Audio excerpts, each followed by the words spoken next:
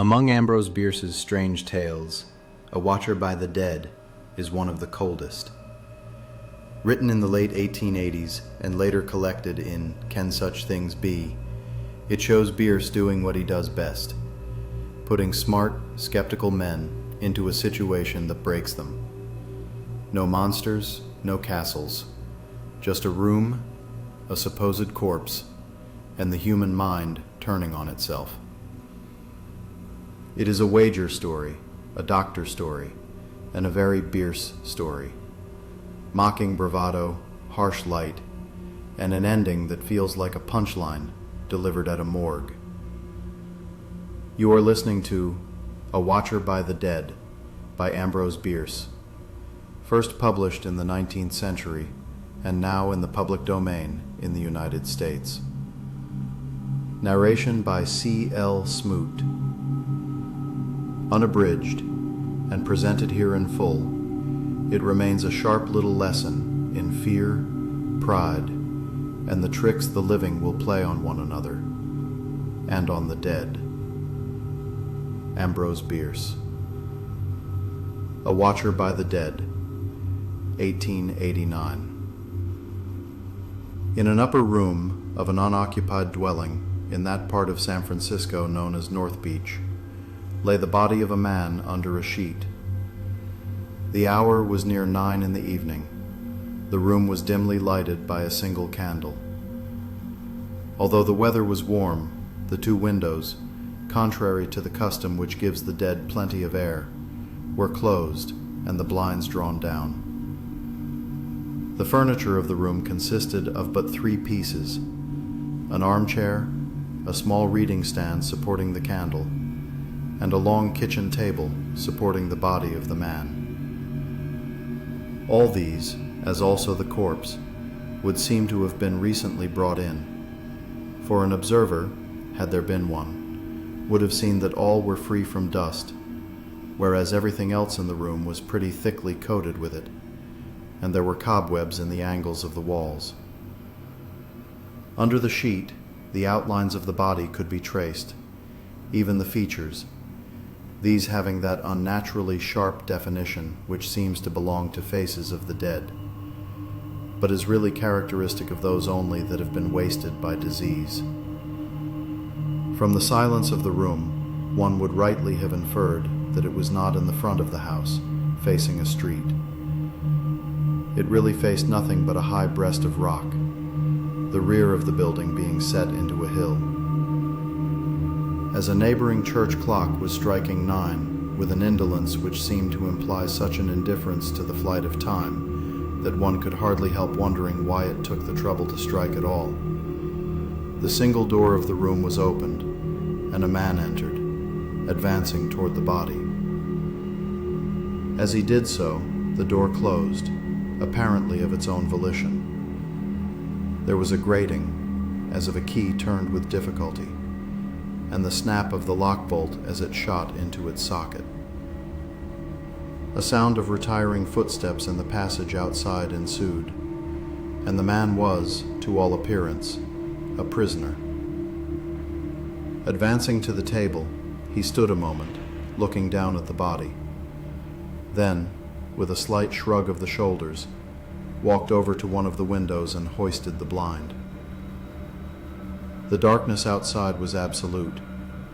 The panes were covered with dust, but by wiping this away, he could see that the window was fortified with strong iron bars crossing it within a few inches of the glass, and embedded in the masonry on each side.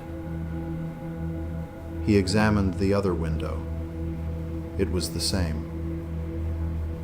He manifested no great curiosity in the matter, did not even so much as raise the sash.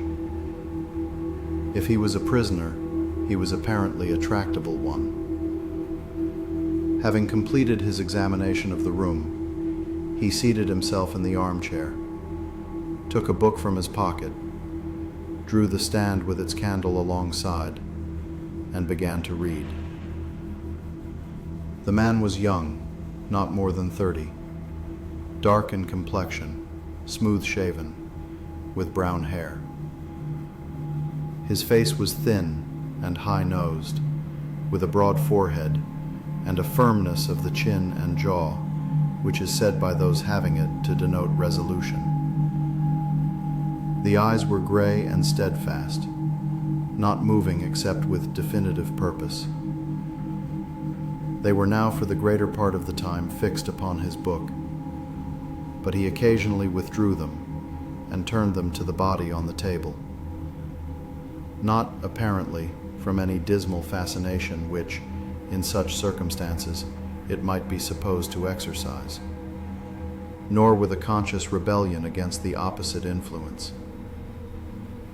He looked at it as if in his reading he had come upon something recalling him to a sense of his surroundings. After reading for perhaps a half hour, he came to the end of a chapter and quietly laid away the book. He then rose and, taking the reading stand from the floor, carried it into a corner of the room near one of the windows, lifted the candle from it, and returned to the empty fireplace before which he had been sitting. A moment later, he walked over to the body on the table, lifted the sheet, and turned it back from the head, exposing a mass of dark hair and a thin face cloth, beneath which the features showed with even sharper definition than before. Shading his eyes by interposing his free hand between them and the candle, he stood looking at his motionless companion with a serious and tranquil regard. Satisfied with his inspection, he pulled the sheet over the face again, and, returning to his chair, took some matches off the candlestick, put them in the side pocket of his sack coat, and sat down. He then lifted the candle from its socket and looked at it critically, as if calculating how long it would last. It was barely 2 inches long. In another hour, he would be in darkness. He replaced it in the candlestick and blew it out. In a physician's office in Kearny Street, 3 men sat about a table, drinking punch and smoking. It was late in the evening, almost midnight, indeed, and there had been no lack of punch. The eldest of the 3, Dr. Helberson, was the host. It was in his rooms they sat. He was about 30 years of age. The others were even younger. All were physicians. The superstitious awe with which the living regard the dead, said Dr. Helberson, is hereditary and incurable. One need no more be ashamed of it than of the fact that he inherits, for example, an incapacity for mathematics, or a tendency to lie. The others laughed. Oughtn't a man to be ashamed to be a liar? Asked the youngest of the 3, who was, in fact, a medical student not yet graduated. My dear Harper, I said nothing about that. The tendency to lie is one thing, lying is another. But do you think, said the 3rd man, that this superstitious feeling, this fear of the dead, reasonless as we know it to be, is universal? I am myself not conscious of it. Oh, but it is in your system for all that, replied Helberson. It needs only the right conditions, what Shakespeare calls the Confederate season, to manifest itself in some very disagreeable way that will open your eyes. Physicians and soldiers are, of course, more nearly free from it than others. Physicians and soldiers, why don't you add hangmen and headsmen? Let us have in all the assassin classes. No, my dear Mancher, the juries will not let the public executioners acquire sufficient familiarity with death to be altogether unmoved by it. Young Harper, who had been helping himself to a fresh cigar at the sideboard, resumed his seat. What would you consider conditions under which any man of woman born would become insupportably conscious of his share of our common weakness in this regard? He asked. Well, I should say that if a man were locked up all night with a corpse, alone, in a dark room, of a vacant house, with no bed covers to pull over his head, and lived through it without going altogether mad, he might justly boast himself not of woman born. I thought you never would finish pile-up conditions, said Harper. But I know a man who is neither a physician nor a soldier who will accept them, all, for any stake you like to name. Who is he? Jarrett. He will fail, I think. He will not fail. He may have to be carried out, said Mancher, but he will not fail, as you say. Harper bet his watch against a case of wine. Helberson covered it. The thing was arranged with the cruel lightheartedness of men who think they are only experimenting. Jarrett, meanwhile, sat in the dark beside the sheeted figure. At first he bore himself well. He was naturally self-possessed, and he had, besides, the pride of the wager. But as the candle's after-image died out, and the room took on the thicker blackness of a place shut up and forgotten, his mind began to supply what his eyes could not. He tried to think of indifferent matters, of his practice, of old college days, of women. But the thought of the body on the table kept returning, steady, insistent. There it lay, so near that he had but to put out his hand. If it should move. He laughed under his breath at himself. Still, the silence grew heavy. The house was old. Now and then it creaked. A rat scratched. The clock in the church, he could hear it faintly, told the quarter hours. He began to count them, to measure how long he had been there. His nerves grew more and more tense.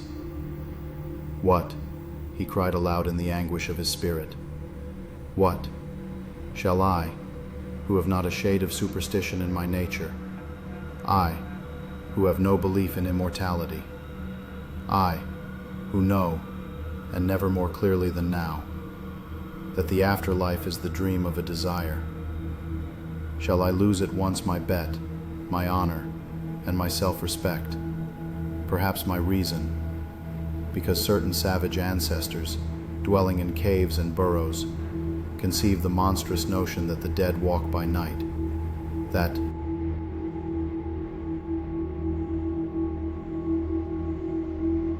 distinctly, unmistakably, the body on the table sat upright.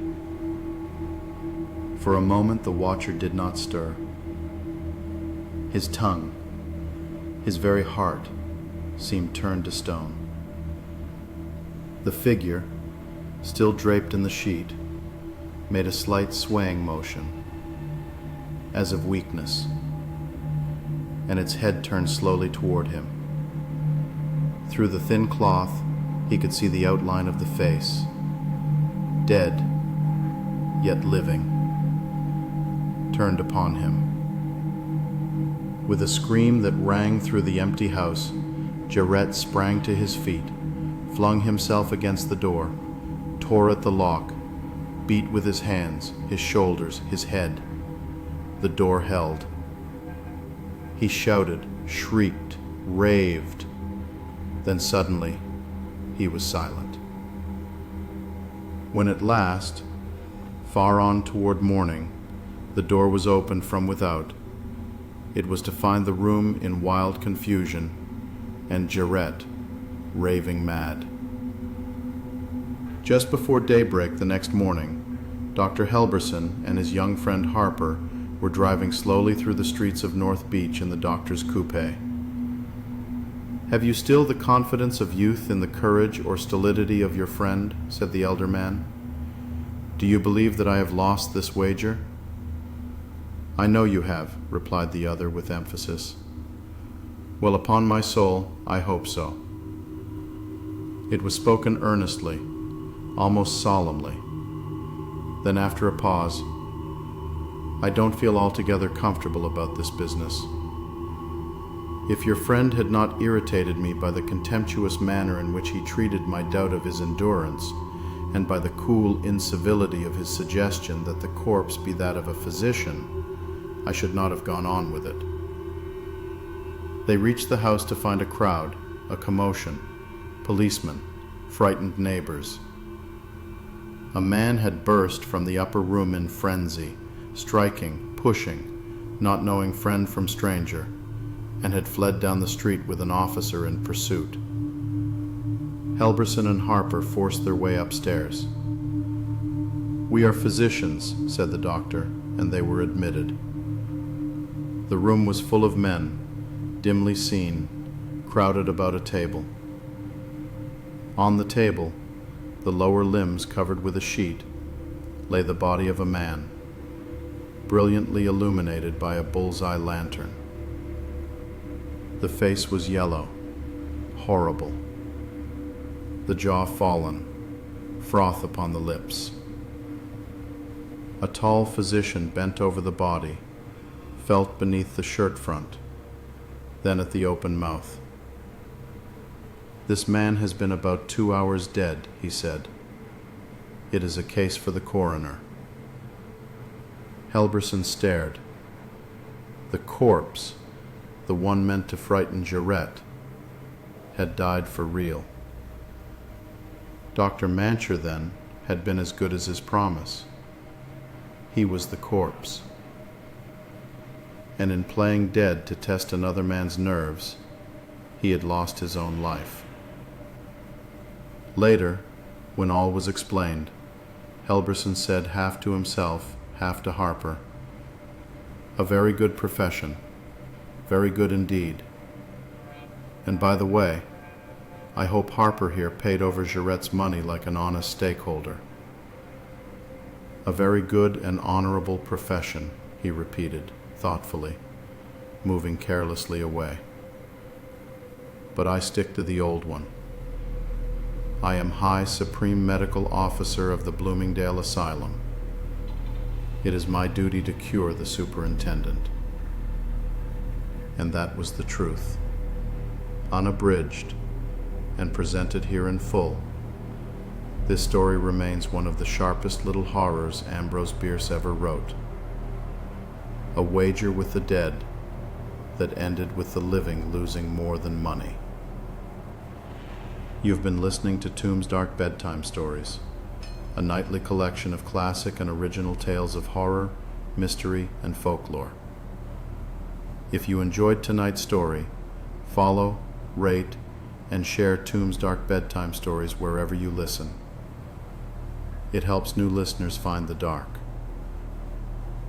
Until next time, good night. Keep one light burning, and may your dreams remain dark. Ambrose Bierce, A Watcher by the Dead, 1889. This has been a Tooms production. Copyright 2025.